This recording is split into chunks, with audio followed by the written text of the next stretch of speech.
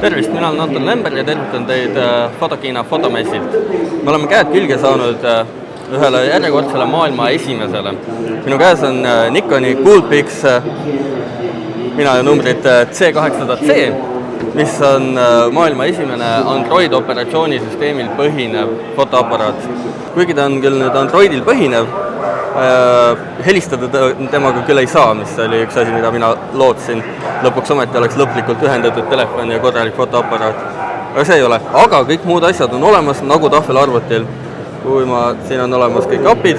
Hetkel on tal küll peal vanem operatsioonisüsteem. Loodetavasti tuleb talle mingil hetkel ka uuem variant peale.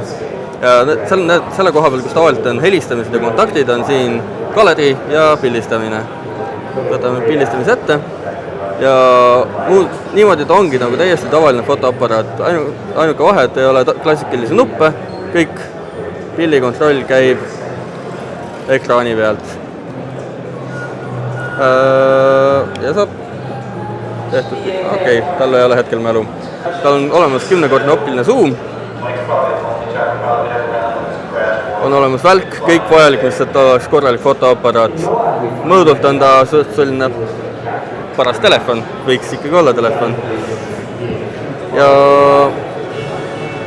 Aga Anton, ütle nüüd ausalt, on see nagu hea kaamera või on sellel Androidil kompaktkaameras tulevik või kuidas sulle tundub praegu selle kaamera põhjal vaadates? Ma ütleks, et tulevik tal on.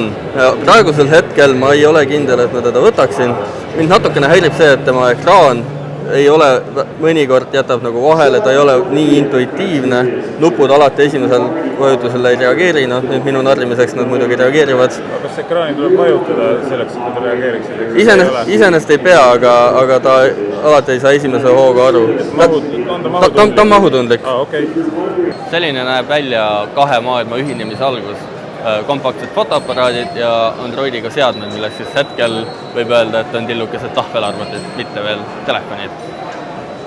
Sama paati on hüpanud ka Samsung, mitte küll konkureeriva mudeliga, vaid hoopis teisest klassist mudeliga. Ja mind väga huvitab, mida tulevik selles vallas toob. Anton Lember, Fotokiina fotomessil.